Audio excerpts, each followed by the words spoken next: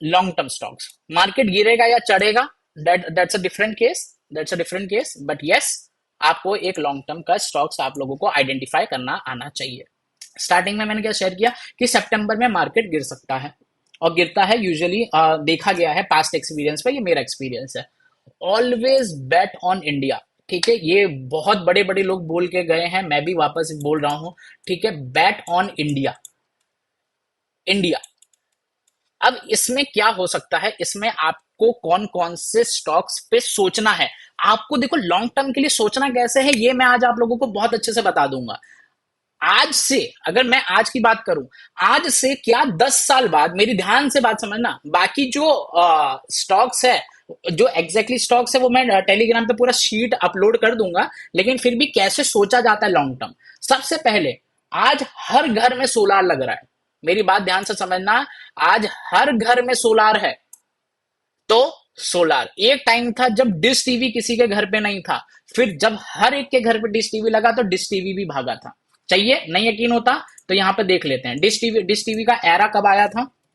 Dish, देखो हर एक का टाइम होता है, तो टाइम में लगाओ पैसा, ठीक है, यहां पे समझ में आ रहा है। सबसे पहला आपका जो स्टॉक स्पेसिफिक होना चाहिए, वो होना चाहिए, देखो एक टाइम ऐसा था जब डिश टीवी को भी कोई नहीं पूछता था, फिर उसका देखो एक एरा आया था, अगर आप लोगों को याद होगा, शाहरुख खान का एड आता था, yes, do you remember anyone.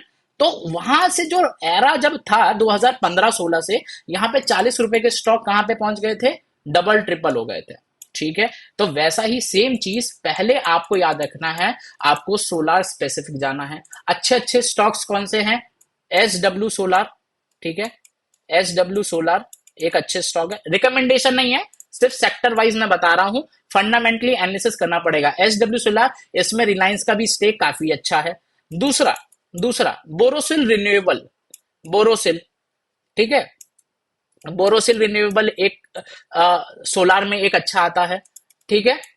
एक आता है सुजलॉन, जो काफी लोगों का फेमस भी होगा, सुजलॉन।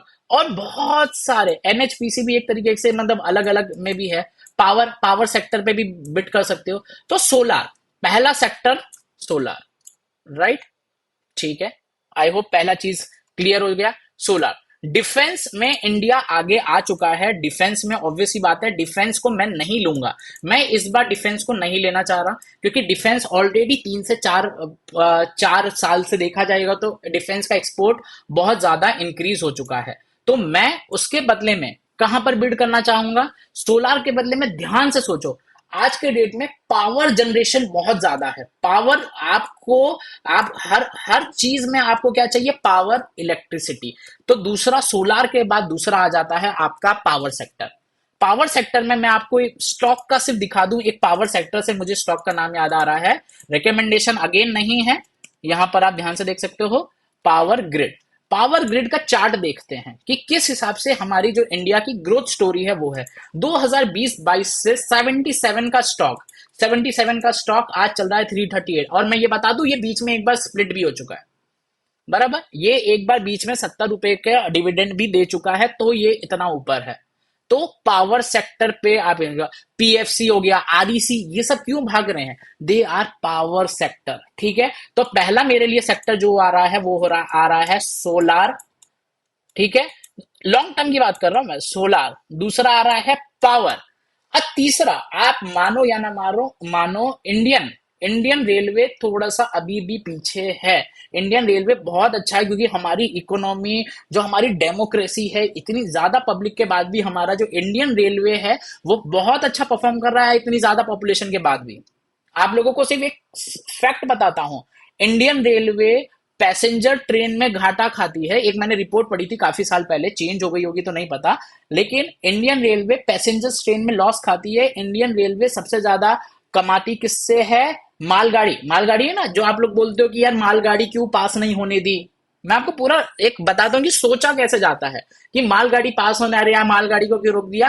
एक्चुअल में इंडियन रेलवे 60-70% का जो उसका रिवेन्यू है वो मालगाड़ियों से ही आता है, राइट। तो ये समझ में आया। तो वो कौन कौन सा हो गया आपका, रेलवे के स्टॉक फटाफट मुझे सबको नीचे मेरे को कमेंट में मिल जाने चाहिए, रेलवे के, ठीक है, रेलवे वाइज, आईआरएफसी, ठीक है, एक रेलवे, रेलवे स्टॉक पे बिड करो, ठीक है।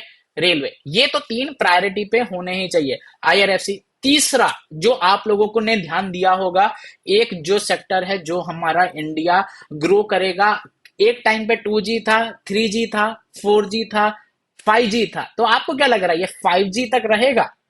नहीं, आगे आने वाले टाइम में, लॉन्ग टर्म की बात कर रहा हूं मैं, छोटे छोटे टर्म की बात नहीं कर रहा, आगे आने वाले टाइम पे आपका ये कौन सा, टेलीकॉम इंडस्ट्री, टेलीकॉम इंडस्ट्री मेरे को आज भी अच्छे से याद है कि एक टाइम पे मैं 175 रुपीज का 1 GB करवाता था। आज के डेट में तो 299 में पूरे महीने का पर डे आता था। लेकिन टेलीकॉम इंडिया, इंडिया इंडस्ट्री पूरे वर्ल्ड में सबसे सस्ता, इफ आई एम राइट, सबसे सस्ता टेलीकॉम इंडिया में है, जहां पे आपको 1 रुपए ही पर जीबी के आसपास ऐसा रेट लगता है। तो टेलीकॉम इंडस्ट्री को नेग्लेक्ट नहीं कर सकते। बीएसएनएल वापस आ रहा है, अगर आप देखोगे। एमएमटीसी, मैं आपको एक और चीज बता देता हूँ, आप यहाँ पे देखोगे। अब बात कर लेते हैं, मैं हर चीज एक फैक्ट के साथ एक बात करते हैं। मुंबई महानगर टेलीकॉम, ये देखो, इसमें ऑलरेडी हलचल मच चुकी है। ये जो स्टॉक है, अगर ध्यान से देखोगे, 62 वाला ऑलरेडी 60 वाला स्टॉक, 2024 में 60 वाला स्टॉक ऑलरेडी 90 हो रखा है, ठीक है। Titagarh wagon, Jupiter wagon, exactly ये सब रेलवे वाले हो गए।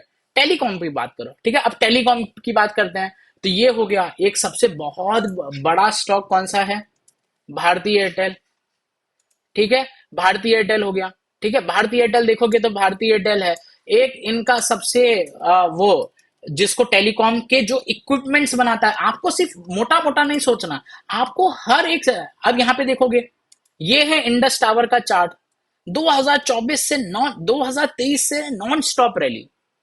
क्यों? क्योंकि ये इक्विपमेंट्स बनाता है, आप समझ रहे हो। तो टेलीकॉम के पार्ट्स बनेंगे, ज्यादा जाएंगे, ज्यादा बिकेंगे, तो उस हिसाब से सोचना है। तो this four are my long term, ऐसा इसमें आप क्या है, ये मेरे सेक्टर्स हैं जो मैं लॉन्ग टर्म के लिए सोच रहा हूं। तो ये स्टॉक में आप देखो कि कौन कौन से सेक्टर आते हैं, फंडामेंटली आते हैं। बाकी टेलीग्राम पे मैं आप लोगों को इसके साथ एक पूरी शीट शेयर कर दूंगा कि मेरे कौन कौन से सोलार के कौन से पिक, मतलब कौन से अच्छे हैं, फिर पावर के कौन से, आपको जो अच्छा लगे आप उसको सिलेक्ट कर सकते हो, वो आपके ऊपर आएगा। बट कौन कौन से स्टॉक्स आते हैं वो यहाँ पे मैं आप लोगों को अपडेट दे दूंगा। तो टेलीग्राम का लिंक वहां पर पिन है। एक और जो सेक्टर पे किसी का ध्यान नहीं है, जो पांचवा सेक्टर, क्या लाइक आ रहे हैं क्या उतने, 61 लाइक्स पे हम लोग यहाँ पे रुक गए। लेट्स ठीक है। इंडिया में आपको बता रहा हूं, वेस्टर्न रेलवे और ईस्टर्न रेलवे पे जो पोर्ट है, मेरी बात समझना, अब मैं पांचवा सेक्टर बता रहा हूं, पोर्ट को भी कनेक्ट किया जा रहा है, ज्यादा से ज्यादा एक्सपोर्ट पे ध्यान दिया जा रहा है। तो फ्लाइट से सबसे ज्यादा एक्सपोर्ट नहीं होता, सबसे ज्यादा एक्सपोर्ट किससे होता है, शिप से होता है। तो शिप, तो क्या आपको याद रखना है, जो सी वाटरवेज, कौन सा, सी वाटरवेज, जैसे मैं आपको बता दूं, कोचीन शिपयार्ड, नाम बता देता, कोचिंग शिपयार्ड, मजगांव डॉक, ठीक है, Mazagon dock, Mazagon dock, shipping corporation of India, इनका चार्ट देखते हैं, मजगांव का चार्ट देखते हैं, क्या मजगांव ने कैसा परफॉर्म किया है, ठीक है। मजडॉक, ठीक है, मजगांव डॉक, ठीक है। ईवी, मजगांव डॉक देखो, क्या 2022-23 से क्या रैली है, 260 वाला शेयर, 260 वाला शेयर आज 5,000 पहुंच गया। अगर सिर्फ 2024 की बात करें, 2024 में मार्च में 1,800 रुपए का था, अभी 5,500 7,000 पे आ रहा है।